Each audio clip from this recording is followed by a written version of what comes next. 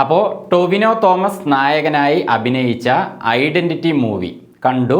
അപ്പോൾ അതിനെക്കുറിച്ചുള്ള അഭിപ്രായത്തിലേക്ക് കടക്കുകയാണ്. ഇതിൻ്റെ കഥ അതേപോലെ സംവിധാനം ചെയ്തിരിക്കുന്നത് അഖിൽ പോൾ ആൻഡ് അനസ് ഖാനാണ്. രണ്ടുപേരും കൂടിയാണ് ഈ രണ്ട് കാര്യങ്ങളും ചെയ്തിരിക്കുന്നത്. ഇതൊരു ആക്ഷൻ ക്രൈം ത്രില്ലർ മൂവിയാണ്. അപ്പോൾ ഇതിൽ കാര്യമായിട്ട് ആക്ഷന് പ്രാധാന്യം കൊടുത്തുകൊണ്ടല്ല സിനിമ മുന്നോട്ട് പോകുന്നത്. അതായത് കുറേ ആക്ഷൻ രംഗങ്ങൾ അങ്ങനെയല്ല മുന്നോട്ട് പോകുന്നത്. ഇത് മുഴുവനായിട്ടും തന്നെ ഒരു ക്രൈം ത്രില്ലർ മൂവിയാണ്. ആ ഒരു ജോണറിലാണ് സിനിമ മുന്നോട്ട് പോകുന്നത്. അപ്പോൾ ഇതിൽ കിഷ്കിന്ദ കാണ്ഡം അതേപോലെ ബോഗൈൻ വില്ല അതിലൊക്കെ ഉള്ള പോലെ ആ ഒരു ഓർമ്മശക്തിയെ തിരിച്ച് കൊണ്ടുള്ള പോലത്തെ മാറ്ററുകളും വെച്ചിട്ടുണ്ട്. പക്ഷേ അതല്ല പ്രധാനമായിട്ടും ആ ഒരു മാറ്ററിൽ ഒതുങ്ങിക്കൊണ്ടല്ല സിനിമ പോകുന്നത്, അതും ഉൾപ്പെടുത്തിയിട്ടുണ്ട്. അപ്പോൾ ഇതിൽ ടൊവിനോ തോമസ് നല്ല രീതിയിൽ തന്നെ ആ ത്രില്ലിങ് ഈ സിനിമയിൽ അവസാനം വരെയും നൽകുന്ന രീതിയിലുള്ള ഒരു ക്യാരക്ടറാണ് അങ്ങേർക്ക് കിട്ടിയിരിക്കുന്നത്. അത് നല്ല രീതിയിൽ തന്നെ ടൊവിനോ തോമസ് ചെയ്തിട്ടുണ്ട്. അതേപോലെ തന്നെ തൃഷയ്ക്കും ഈ സിനിമയിൽ ഒരു പ്രധാന റോളുണ്ട്. തൃഷയുടെ റോളെന്ന് വെച്ചാൽ അവരിലൂടെയാണ് ഈ സിനിമ അങ്ങനെ മൂവായിക്കൊണ്ടേയിരിക്കുന്നത്. അവസാന ക്ലൈമാക്സ് വരെയും അവസാനം കാണിക്കുന്നത് പോലും തൃഷയുടെ മുഖം തന്നെയാണ്. അവരോട് ചോദ്യങ്ങൾ ചോദിക്കുന്ന രീതിയിലുള്ള ഒരു എൻഡിങ് ആണ് ഈ സിനിമയ്ക്ക് വരുന്നത്. അപ്പോൾ അവർക്ക് നല്ലൊരു റോള് കഥയിൽ കണ്ടൻറ്റിൽ നല്ലൊരു വിഷയം അവർക്ക് കൊടുത്തിട്ടുണ്ട്. അത് അവർ കുഴപ്പമില്ലാത്ത രീതിയിൽ ചെയ്തിട്ടുണ്ട്. അവർക്ക് ഭയങ്കരമായ എക്സ്പ്രഷൻ കാര്യങ്ങൾ അങ്ങനെയൊക്കെ കുറേ ഉണ്ടെന്നല്ല, പാട്ടുകൾ കാര്യങ്ങൾ അങ്ങനെയല്ല. അവർക്കൊരു ഈ സിനിമയിലെ കഥ പരമായിട്ട് പറയുകയാണെങ്കിൽ ഒരു പ്രധാന അവരിലൂടെ കഥ നീങ്ങുന്നതായിട്ടാണ് കൊടുത്തിരിക്കുന്നത്. അത് നല്ലൊരു റോള് തന്നെയാണ്. പിന്നെ മറ്റൊരു സ്ട്രോങ് ക്യാരക്ടർ എന്ന് പറയുന്നത് വിനയ് റോയ്ക്ക് കൊടുത്തിരിക്കുന്ന ക്യാരക്ടറാണ്. അത് കക്ഷി അവസാനം വരെയും കക്ഷി സിനിമയിലുണ്ട്. അപ്പോൾ അങ്ങേര് ആരാണ് എന്താണ് അതങ്ങനെ പോയി അവസാനം എത്തുമ്പോഴേക്കും നല്ല സ്ട്രോങ്ങിൽ തന്നെ സിനിമ അങ്ങേർക്ക് കൊടുത്തിരിക്കുന്ന റോള് അവസാനിക്കുന്നുണ്ട്. വിനയ് റോയ് കുറേ ആയിട്ട് ഞാൻ സിനിമയിൽ കണ്ടിട്ടില്ല. തമിഴ് നടനാണ്. തമിഴ് സിനിമകളിലൊക്കെ ധാരാളം അഭിനയിച്ചിട്ടുണ്ട്, വില്ലനായിട്ടും ഹീറോ ആയിട്ടൊക്കെ. ഈ സിനിമയിൽ എന്ത് റോളാണെന്നുള്ളത് സിനിമ കണ്ട് മനസ്സിലാക്കുക, അത് ഞാൻ പറയാൻ പറ്റില്ല. പക്ഷേ കക്ഷിക്ക് നല്ലൊരു സ്ട്രോങ് ക്യാരക്ടർ തന്നെയാണ് കിട്ടിയിരിക്കുന്നത്. അതേപോലെ ഇതിൻ്റെ ആക്ഷൻ കൊറിയോഗ്രാഫി ചെയ്തിരിക്കുന്നത് യാനിക് ബെൻ ആണ്. കക്ഷി നല്ല രീതിയിൽ തന്നെ ആക്ഷൻ ചെയ്തിട്ടുണ്ട്, അതിൻ്റെ കൊറിയോഗ്രാഫി വർക്ക് ചെയ്തിട്ടുണ്ട്.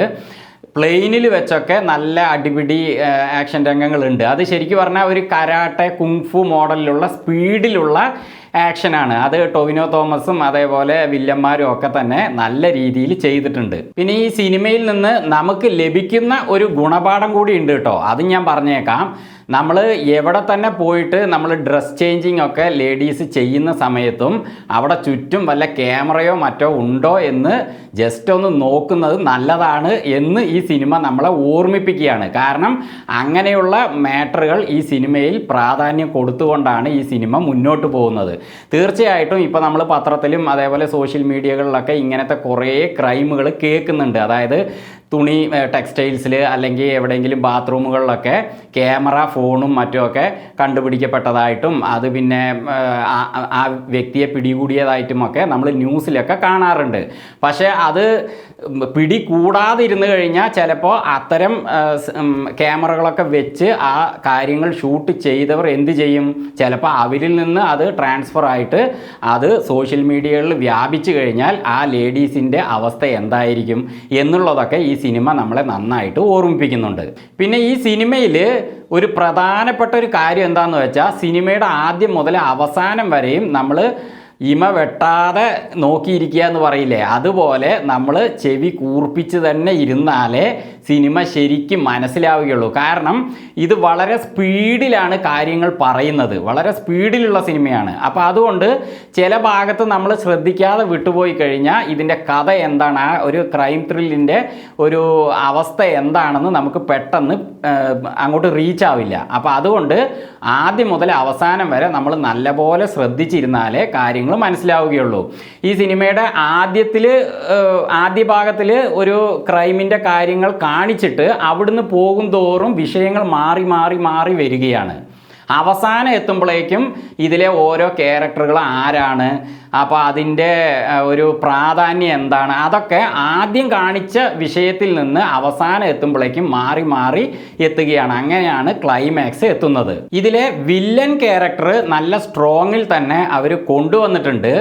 പക്ഷേ എന്താ അതിലൊരു പ്രശ്നം എന്ന് വെച്ചാൽ ഇതിലെ ശരിക്കുള്ള വില്ലൻ ആരാണ് എന്ന് അവസാനം വരെയും നമുക്ക് മനസ്സിലാകാത്ത രീതിയിലാണ് സിനിമയുള്ളത്. അപ്പം അങ്ങനെ ഒരു കുറവ്, കാരണം ഇവർ തെരഞ്ഞു പോകുന്ന വില്ലൻ ആരാണ്, ആ ഒരു വിഷയത്തിൽ നമുക്ക് അവസാനം വരെ ഒരു പിടുത്തം കിട്ടുന്നില്ല. ഒരു വില്ലനിൽ നിന്ന് മറ്റൊരു വില്ലനിലേക്ക് പോകുന്നു, ആ വില്ലനിൽ നിന്ന് കഥ അങ്ങനെ മുന്നോട്ട് പോകുന്നു. അപ്പോഴും ഇതിൻ്റെ യഥാർത്ഥ വില്ലൻ ആര് എന്നതിൽ നമുക്ക് സംശയമുണ്ടാകുന്നു. അപ്പോൾ അങ്ങനത്തെ കുറച്ച് കാര്യങ്ങളുണ്ട് ഈ സിനിമയിൽ. അതുപോലെ ഇതിൻ്റെ ബാക്ക്ഗ്രൗണ്ട് മ്യൂസിക്കൊക്കെ വില്ലന്മാരുടെ ഭാഗത്തായാലും അതേപോലെ ഹീറോയുടെ ഭാഗത്തായാലും നല്ല രീതിയിൽ തന്നെ അവർ കൊടുത്തിട്ടുണ്ട്.